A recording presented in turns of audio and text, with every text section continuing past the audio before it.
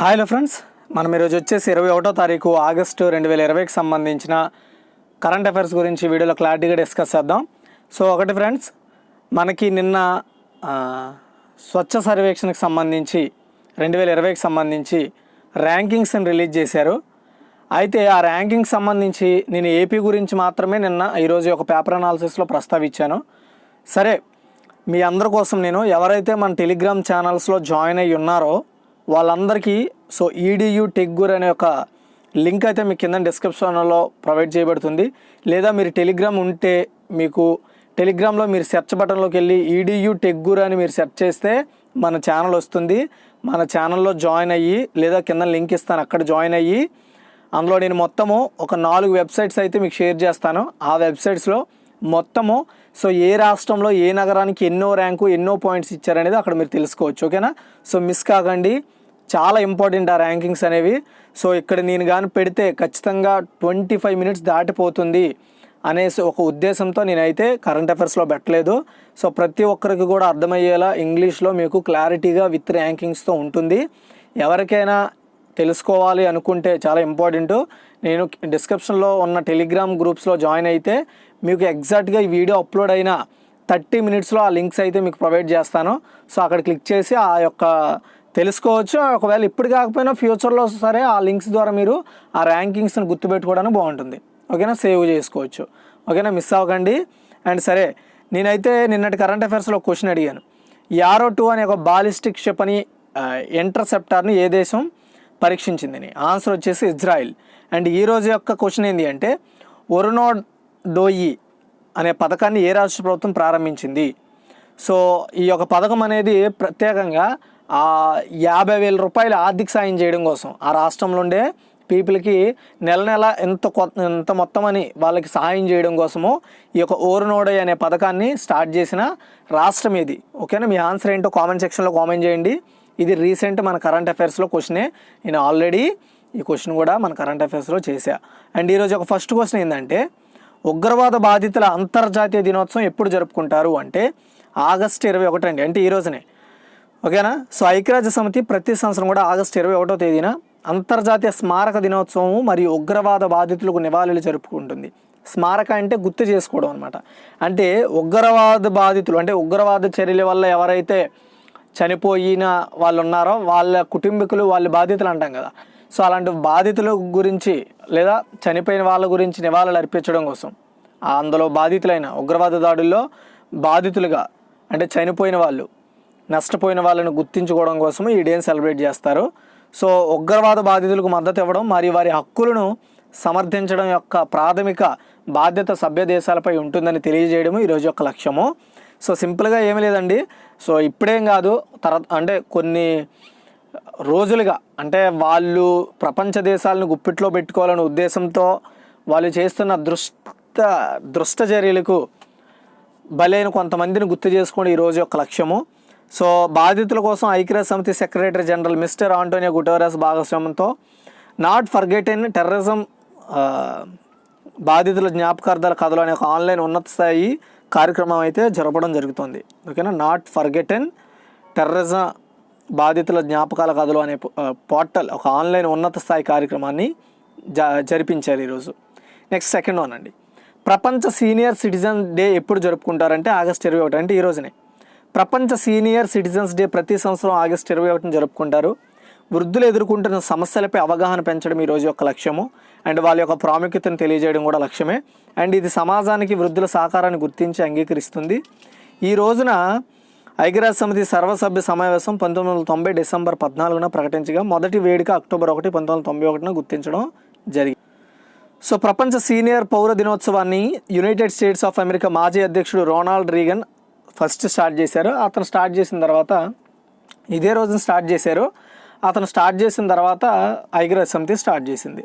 Next third one, ప్రజలతో ప్రజల సంబంధాలను మరింత పెంచడానికి భారతదేశంతో ఏ దేశం సాంస్కృతిక ఒప్పందంపై సంతకం చేశాయి అంటే ఆన్సర్ వచ్చేసి ఇజ్రాయెల్ అండి. ఇజ్రాయెల్ ఆల్రెడీ యారో 2 అనేకే బాలిస్టిక్ క్షిపణిని కూడా ప్రయోగించిందని తెలుసుకున్నాం కదా. అయితే ఇజ్రాయెల్ మన ఇండియా మధ్య సాంస్కృతిక సంబంధాలను, ద్వైపాక్షిక సంబంధాలను పెంచుకోవడం కోసం, వాటిని బలోపేతం చేసుకోవడం కోసము మన ఇండియా అంతేకాకుండా ఇజ్రాయెల్ ఒక ఒప్పందంపై సంతకాలు చేసుకున్నాయి. ఇది ఏం చేస్తుందంటే ఎక్కడుండే ప్రజల్ని అక్కడ, అక్కడ ఉండే ప్రజల్ని ఇక్కడ, వాళ్ళ యొక్క వ్యక్తుల మార్పిడిని ప్రోత్సహించుకోవచ్చు. అండ్ ఇది వారి సంబంధాల అభివృద్ధికి, ముఖ్యంగా యువతలో రెండు దేశాల ప్రజల చరిత్ర మరియు సంస్కృతి గురించి అవగాహన పెంచడానికి బాగా ఉపయోగపడుతుంది. 2020-23 సంవత్సరాలకు ఇరు దేశాల మధ్య సహకార కార్యక్రమం మే 18, 1993 వారి మధ్య కుదిరిన సాంస్కృతిక ఒప్పందం ఆధారంగా రూపొందించారు. ఓకేనా. అండ్ ఇంకో విషయం ఏంటంటే, మీకు ఇక్కడ డిస్కస్ చేసిన క్వశ్చన్ ఏదైతే ఉందో, సో ప్రపంచ సీనియర్ సిటిజన్ డే గురించి క్లారిటీగా తెలుసుకోవాలనుకుంటే ఈరోజు పేపర్ అనాలిసిస్ ఎడిటోర్లో దాని గురించే డిస్కస్ చేశాను. ఎవరైనా తెలుసుకోవాలనుకుంటే ఒకసారి ఆ యొక్క ఎడిటోర్లను చూడండి పూర్తిగా, ఇంకా డెప్త్గా. ఓకే. నెక్స్ట్ వచ్చేసి 4 అండి. లేబర్ బ్యూరో యొక్క అధికారిక లోగోను ఎవరు విడుదల చేశారు అంటే ఆన్సర్ వచ్చేసి శ్రీ సంతోష్ కుమార్ గంగ్వార్. చూడండి, కేంద్ర కార్మిక ఉపాధి శాఖ సహాయ మంత్రి, అంటే ప్రజెంట్ ఉన్న మంత్రికి కింద ఉంటారనమాట వీళ్ళు. ఓకే. వాళ్ళని సహాయ మంత్రి అంటారు. సో అదే మనము ఇంగ్లీష్లో చూసుకుంటే స్టేట్ మినిస్టర్ కింద పోలిస్తారు. సెంట్రల్ స్టేట్ మినిస్టర్ అంటారు, అంటే సహాయ మంత్రి అనమాట వాళ్ళకి. సో శ్రీ సంతోష్ కుమార్ గంగ్వార్ గారు లేబర్ బ్యూరో యొక్క అధికారిక లోగోని రిలీజ్ చేశారు ఈరోజు. కొత్తగా ప్రారంభించిన లోగో లేబర్ బ్యూరో యొక్క 3 లక్ష్యాలను ప్రదర్శిస్తుంది. అంటే ఖచ్చితత్వం, చెల్లుబాటు మరియు విశ్వసనీయత అనేది ఆ లోగోలో పొందుపరచడం జరిగింది. ఏ లోగో అండి? లేబర్ బ్యూరో అనమాట. ఓకే, గుర్తుపెట్టుకోండి, లేబర్ బ్యూరో. ఇది కేంద్ర కార్మిక ఉపాధి శాఖ కిందకు వస్తుంది. నెక్స్ట్, ఇది లేబర్ బ్యూరోను డేటా ఆధారిత సంస్థగా సూచిస్తుంది. ఇది కార్మికులకు మరియు పనికి సంబంధించిన డేటాను వ్యవహరిస్తూ ఉంటుంది. లేబర్ బ్యూరో యొక్క లోగోలో బ్లూ వీల్ కూడా ఉంటుందన్నమాట. ఇది పనిని సూచించే cog wheel. And labour bureau blue colour కార్మికులతో వ్యవహరిస్తుందని నీలం రంగు సూచించారు. అది తర్వాత 15 అంటే లైక్ అశోక్ చక్ర టైపు. పరిశుభ్రత సర్వే 2020 ప్రకారం దేశంలో పరిశుభ్రమైన రాష్ట్రంగా దేన్ని ప్రకటించారంటే ఛత్తీస్గఢ్ అండి. ఓకే. కేంద్ర గృహ నిర్మాణ పట్టణ వ్యవహారాల మంత్రిత్వ శాఖ నిర్వహించిన పరిశుభ్రత సర్వే 2020 ప్రకారము ఛత్తీస్గఢ్ దేశంలోనే బెస్ట్ అంటే క్లీన్ స్టేట్గా అవతరించింది. ఛత్తీస్గఢ్ అనేది వివిధ విభాగాల్లో 14 జాతీయ అవార్డులకు దక్కించుకుంది. అండ్ ఈ విజయాన్ని సాధించడానికి రాష్ట్రం అనేక కార్యక్రమాలు చేపట్టింది అనమాట. ఛత్తీస్గఢ్లో 100% ఇంటింటికి చెత్త సేకరణ జరిగేలా చూసుకున్నారు. మొత్తం 116 మున్సిపల్ సంస్థలు ప్రతి ఇంటి నుండి వ్యర్థాలను సేకరించేటట్లు మరియు ఎస్ఎల్ఆర్ఎం కేంద్రంలో 100% పారివేయడాన్ని నిర్ధారించాయి. అండ్ అవశేషాలు వినియోగం మరియు రీసైకిల్ అన్ని పట్టణ సంస్థల్లో నెక్కి దివార్, బాటాన్ బ్యాంక్, హోమ్ కంపోస్టింగ్ వంటి ఆవిష్కరణల ద్వారా ఈ చెత్తని రీకంపోస్ట్ చేయడము లేదా రీసైకిల్ చేయడానికి దోహదపడ్డాయి అనమాట. మిషన్ క్లీన్ సిటీ పథకం కింద వెస్ట్ పేకర్స్కు ఉపాధి కల్పించడం కూడా జరిగింది. దాని ద్వారా క్లీనింగ్ అనేది జరిగిందనమాట ఛత్తీస్గఢ్లో. దాని ద్వారా క్లీనెస్ట్ స్టేట్గా మన ఇండియాలో అవతరించింది. అండ్ చెప్పాను కదా, ఒకవేళ ఎవరైనా స్వచ్ఛ సర్వేక్షణ 2020 ర్యాంకింగ్స్ తెలుసుకోవాలనుకుంటే డిస్క్రిప్షన్లో ఉండే మన టెలిగ్రామ్ ఛానల్లో జాయిన్ అయినా అవ్వండి, లేదంటే సెర్చ్ అయిన చేసి ఒకసారి లింక్స్ కావాలంటే తీసుకోండి. నేను లింక్స్ అయితే అక్కడ ప్రొవైడ్ చేస్తాను. మొత్తం 4-5 వెబ్సైట్లు ప్రొవైడ్ చేస్తాను. మీకు అందులో క్లారిటీగా అర్థమైంది అనుకుంటే ఆ వెబ్సైట్లో మీరు ఆ యొక్క వాటిని తెలుసుకోండి. చాలా ఇంపార్టెంట్, ఫ్యూచర్లో అడగవచ్చు ఎక్కడైనా క్వశ్చన్స్లో. నెక్స్ట్ 6th వన్ అండి. నేషనల్ క్యాన్సర్ రిజిస్ట్రీ ప్రోగ్రామ్ 2020 నివేదిక ప్రకారం భారతదేశంలో క్యాన్సర్ 2020లో 13.9 లక్షల నుండి 2025లో 15.5 లక్షలకు పెరగవచ్చు. అయితే ఈ నివేదికను ఏ ఇన్స్టిట్యూట్ ఆఫ్ ఐసీఎంఆర్ విడుదల చేసింది అంటే ఐసీఎంఆర్ కింద పనిచేసే ఏ ఇన్స్టిట్యూట్ ఈ యొక్క నేషనల్ క్యాన్సర్ రిజిస్ట్రీ ప్రోగ్రామ్ 2020 నివేదికను విడుదల చేసింది అంటే ఆన్సర్ వచ్చేసి national centre for disease informatics and research వాళ్ళు.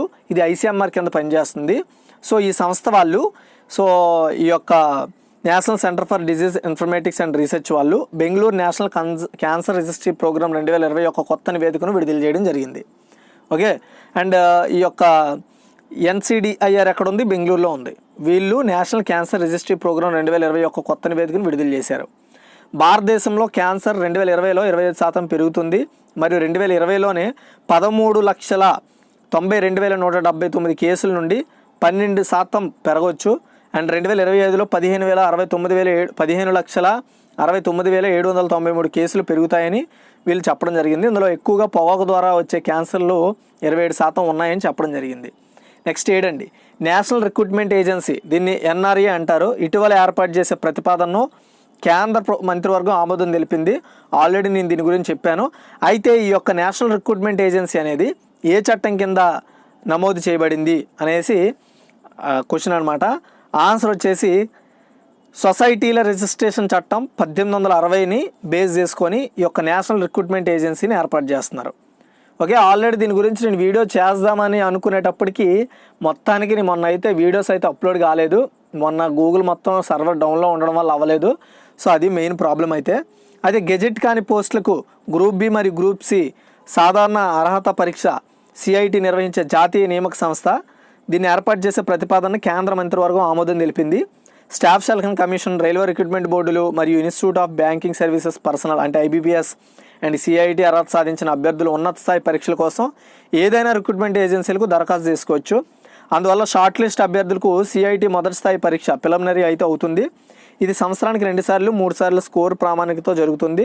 ఎన్ఆర్ఏ సొసైటీ రిజిస్ట్రేషన్ యాక్ట్ 1860 కింద ఈ సొసైటీని అయితే ఏర్పాటు చేయడం జరుగుతుంది, ఏజెన్సీని. నెక్స్ట్ 8 అండి, నాయీ ఉడాన్ ఏ మంత్రిత్వ శాఖ ప్రారంభించిన పథకం? ఆన్సర్ వచ్చేసి మైనారిటీ వ్యవహారాల మంత్రిత్వ శాఖ అండి. చూడండి, భారత ప్రభుత్వం మైనారిటీ వ్యవహారాల మంత్రిత్వ శాఖ ప్రధాన పరీక్షల తయారీ కోసం మైనారిటీ విద్యార్థులకు మద్దతు ఇచ్చే పథకం నాయీ ఉడాను ఈ పథకాన్ని అమలు చేస్తుందన్నమాట. అండ్ అంటే ఏం లేదండి, ఎవరైనా ఇప్పుడు పరీక్షలు లైక్ నీట్ కావచ్చు, ఇలాంటివి ఏవైతే పరీక్షలు ఉంటాయో సో వీటి తయారీ కోసం మైనారిటీ విద్యార్థులకు మద్దతు ఇచ్చే పథకం నాయీ ఉడాన్ అనమాట. దీన్ని అయితే మైనారిటీ వ్యవహారాల మంత్రిత్వ శాఖ ప్రారంభించింది. And union public service commission, staff selection commission నిర్వహించిన prelims, clear and state public service కమిషన్లు, union public civil services commission, staff selection commission మరియు స్టేట్ పబ్లిక్ సర్వీస్ కమిషన్ నిర్వహించిన మైనారిటీ అభ్యర్థులకు క్లియరింగ్ ప్రిలిమినరీ ఆర్థిక సహాయం అందిస్తుంది అనమాట ఈ పథకం. ఓకే, సో ప్రిలిమినరీ ఇప్పుడు స్టాఫ్ సెలక్షన్ కావచ్చు, యూపీఎస్సీ కావచ్చు, ఇలా ఎవరైతే మైనారిటీ విద్యార్థులు ఈ పరీక్షలకు అప్లై చేసి ప్రిలిమినరీ ఎగ్జామ్స్ రాస్తారో ఆ రాయడానికి కావాల్సిన ఆర్థిక సహాయాన్ని ఈ నాయీ ఉడాన్ అనే స్కీమ్ ద్వారా అందజేస్తుంది అనమాట సెంట్రల్ గవర్నమెంట్. ఇందులో స్టేట్ గవర్నమెంట్ పాల్గొంటాయి. 2020 ఆగస్టులో ట్రినిడాడ్ మరియు టోబాగో ప్రధానమంత్రిగా ఎవరు నియమితులయ్యారు? ఆన్సర్ వచ్చేసి కితి రౌలీ అండి. ఓకే, సో కితి రౌలీ పూర్తి పేరు వచ్చేసి కితి క్రిస్టోఫర్ రౌలీ. ట్రినిడాడ్ మరియు టొబాగో రిపబ్లిక్ ప్రధానమంత్రిగా రాష్ట్రపతి సభలో వరుసగా 2 సంవత్సరాల పాటు ప్రమాణ స్వీకారం చేశారు, గుర్తుపెట్టుకోండి. అండ్ సాధారణ ఎన్నికల్లో విజయం సాధించిన తర్వాత ఆగస్టు 10, 2020 ఆయనతో పాటు ఆయన కొత్త కేబినెట్ మంత్రులు కూడా ప్రమాణ స్వీకారం చేశారు. ఆయన పీపుల్స్ నేషనల్ మూవ్మెంట్ పిఎన్ఎంకు చెందిన వ్యక్తి అనమాట, ఆ పార్టీకి చెందిన వ్యక్తి. నెక్స్ట్ 10, సర్ఫ్ షార్క్ విడుదల చేసిన డిజిటల్ క్వాలిటీ ఆఫ్ లైఫ్ 2020 సూచికలో భారతదేశం యొక్క ర్యాంక్ ఎంత? ఈ ర్యాంకులో డెన్మార్క్ సూచికలో అగ్రస్థానంలో ఉంది. ఆన్సర్ వచ్చేసి మన ఇండియా ర్యాంక్ వచ్చేసి 57 అండి. ఆన్లైన్ గోప్యతా పరిష్కారాల ప్రొవైడర్ సర్ఫ్ షార్క్ విడుదల చేసిన గ్లోబల్ రీసెర్చ్, అది కూడా డిజిటల్ క్వాలిటీ ఆఫ్ లైఫ్ మీద ఇండెక్స్ 2020 రిలీజ్ చేసింది. దీని ప్రకారం మన ఇండియా వచ్చేసి 85 దేశాల్లో 57వ దేశంగా అవతరించింది. అండ్ 0.79 పాయింట్లతో డెన్మార్క్ అగ్రస్థానంలో ఉంది ఈ నివేదిక ప్రకారము, క్వాలిటీ ఆఫ్ లైఫ్ ఇండెక్స్ 2020 ప్రకారము. అండ్ స్వీడన్ 2వ స్థానంలో, కెనడా 3rd ప్లేస్లో ఉండడం జరిగింది. నెక్స్ట్ 11, పరిశోధకులు ఇటీవలే ఏ మరుగజ్జు గ్రహానికి ఓషన్ వరల్డ్ హోదా ఇచ్చారు అంటే సెరిస్ అండి. సెరిస్ పరిశోధకులు నాసా యొక్క పరిశోధకులు మరుగజ్జు ప్లానెట్ సెరిస్కు ఓషన్ వరల్డ్ హోదా ఇచ్చారు. శాస్త్రవేత్తలు నాసా యొక్క డాన్ స్పేస్ క్రాఫ్ట్ సేకరించిన డేటాను విశ్లేషించి ఈ ఫలితాలను నేచర్ ఆస్ట్రానమీ, నేచర్ కమ్యూనికేషన్ మరియు నేచర్ జియో సైన్సెస్ పత్రికలో వరుసగా పత్రాలుగా రిలీజ్ చేశారు. Next 12, India tomorrow conversations with the next generation of political leaders అనే పుస్తకాన్ని ఎవరు విడుదల చేశారు? ఆన్సర్ వచ్చేసి ప్రదీప్ చెబ్బర్, హర్ష్ షా. ఓకే, ఈ పుస్తకం ఇప్పుడు నేను చెప్పిన పుస్తకం ఏదైతే ఉందో ఈ పుస్తకం పేరు ఏందండి? India and tomorrow conversations with the next generation of political leaders అనే పుస్తకాన్ని దేశంలో 20 ప్రముఖ తరువాతి రాజకీయ నాయకులతో ఇంటర్వ్యూల ద్వారా అందులో పొందుపరిచారనమాట. నెక్స్ట్ ఇండియన్ పాలిటిక్స్ ఎలా ఉండబోతున్నాయనే దాని మీద. ఈ పుస్తకంలో 50 ఏళ్ళలోపు రాజకీయ నాయకుల ఇంటర్వ్యూలు మాత్రమే ఉన్నాయి. అది కూడా ఎంతమంది తీసుకున్నారు? 20 మంది ప్రముఖ నాయకులది. 2020 ఆగస్టులో విడుదలయ్యాయి. ఈ పుస్తకాన్ని అమెరికన్ విద్యావేత్తలు ప్రదీప్ చెబ్బర్ మరియు హర్ష షా రాశారు. మరి ఆక్స్ఫర్డ్ యూనివర్సిటీ ప్రెస్ ఓయూపీ దీన్ని ప్రచురించింది. నెక్స్ట్ 13 అండి, చాలా ఇంపార్టెంట్ క్వశ్చన్ అవుతుంది, గుర్తుపెట్టుకోండి. 2020 ఆగస్టులో కన్నుమూసిన భాస్కర్ మైటీ ఏ క్రీడతో సంబంధం కలిగి ఉన్నారు అంటే ఫుట్బాల్ అండి. మాజీ భారత్ ఫుట్బాల్ గోల్ కీపర్ కోచ్గా మారారు అతను.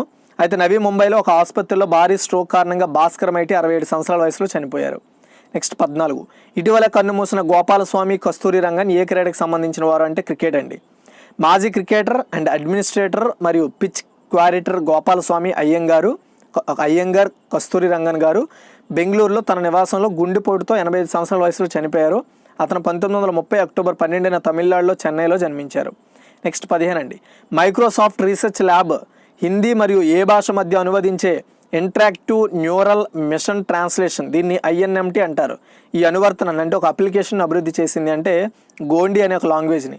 స్థానిక భారతీయ సంస్థలు మరియు మైక్రోసాఫ్ట్ రీసెర్చ్ ల్యాబ్ల మధ్య ఉమ్మడి ప్రయత్నాలు హిందీ నుండి గోండి మధ్య అనువదించి, అంటే హిందీ నుండి గోండికి అనే గోండి లాంగ్వేజ్కి, ఇది మన నేషనల్ లాంగ్వేజెస్లో ఒకటి, అంటే మన ఇండియాలో ఉన్న కొన్ని భాషల్లో ఇది గోండి భాష అనేది ఒకటి.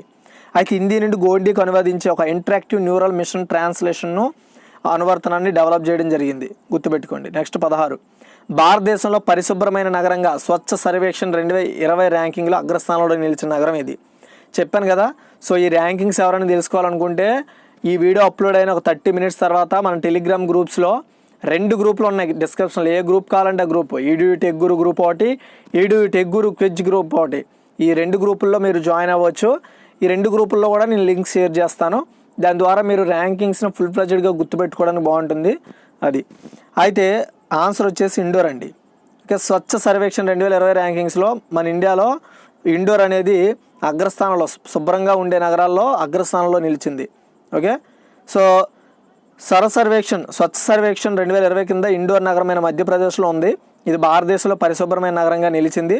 ఆగస్టు 20న కేంద్ర గృహ నిర్మాణ మరియు పట్టణ వ్యవహారాల మంత్రి హర్దీప్ సింగ్ పూరి గారు ఈ యొక్క ర్యాంకింగ్స్ని రిలీజ్ చేశారు. నెక్స్ట్ 17.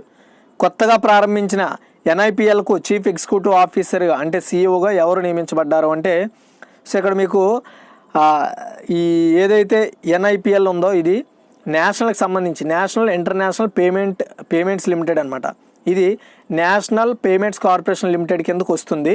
అంటే ఇప్పుడు లైక్ మనం వాడే UPI పేమెంట్స్ ఏవైతే ఉన్నాయో ఆ పేమెంట్స్ అన్నింటివి కూడా ఇదే చూసుకుంటుంది అనమాట. అయితే ఈ పేమెంట్స్ కింద ఈ యొక్క NIPLను కొత్తగా ప్రారంభించారనమాట. ఈ కొత్తగా ప్రారంభించిన ఈ NIPL అంటే నేషనల్ ఇంటర్నేషనల్ పేమెంట్స్ లిమిటెడ్ యొక్క సంస్థకి చీఫ్ ఎగ్జిక్యూటివ్ ఆఫీసర్గా రితేష్ శుక్లా గారు నియమితులు కావడం జరిగింది. రితేష్ శుక్లాను NIPL అంటే ఇంటర్నేషనల్ పేమెంట్స్ లిమిటెడ్ యొక్క చీఫ్ ఎగ్జిక్యూటివ్ ఆఫీసర్ CEOగా నియమించడం జరిగింది. ఓకే. సో ఒకసారి మనం క్విక్ రివ్యూ చూద్దాం చూడండి. సో ఉగ్రవాద బాధితుల అంతర్జాతీయ దినోత్సవం ఎప్పుడు జరుపుకుంటారంటే ఆగస్టు 21. అండ్ ప్రపంచ సీనియర్ సిటిజన్ డే ఎప్పుడు జరుపుకుంటారంటే ఆగస్టు 21. అండ్ ప్రజల సంబంధాలు మరింత పెంచడానికి భారతదేశంలో ఏ దేశం సాంస్కృతిక ఒప్పందంపై సంతకం చేశాయంటే ఇజ్రాయిల్.